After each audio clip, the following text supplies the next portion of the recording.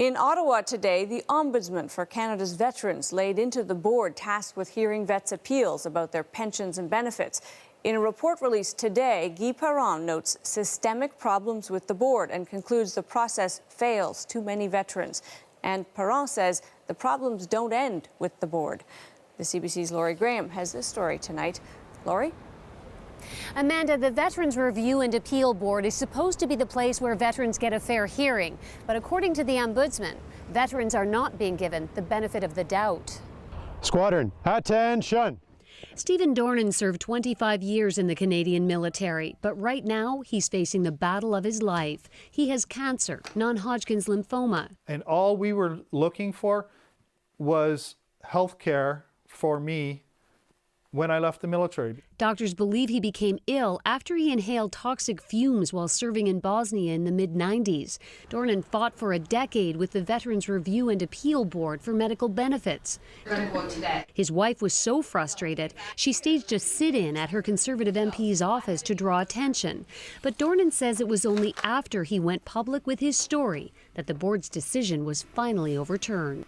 It is so much a playing field that is tipped away from the veteran, and it's made in jello. It's just, you take one step forward and they tip it another direction so that you slide off.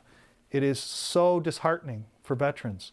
Dornan's case is not unique. The Veterans Ombudsman reviewed 140 cases that went to the federal court and determined that in 85 of them, the court believed the adjudication process failed veterans. Members of the board or in the process are not meeting, certain standards, like for instance the benefit of the doubt, recognition of evidence.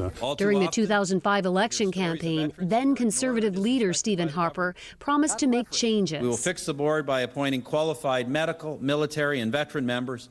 According to the board's website, 22 appointments were made after the Conservatives were elected in 2006. 3 are veterans, 2 have military backgrounds, and 1 is a nurse.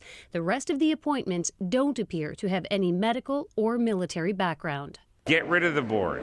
They're political appointees, eliminate them altogether, and then allow just a one appeal process to happen based on peer-reviewed medical evidence. The minister responsible says he's instructed the panel to act on the Ombudsman's recommendations. The board has indicated that within the next 30 days they would act upon the recommendation of the Ombudsman. Perron did not lay blame only with the board. He said the Department of Veterans Affairs makes the entire process too complicated and that it needs to start working with veterans instead of against them.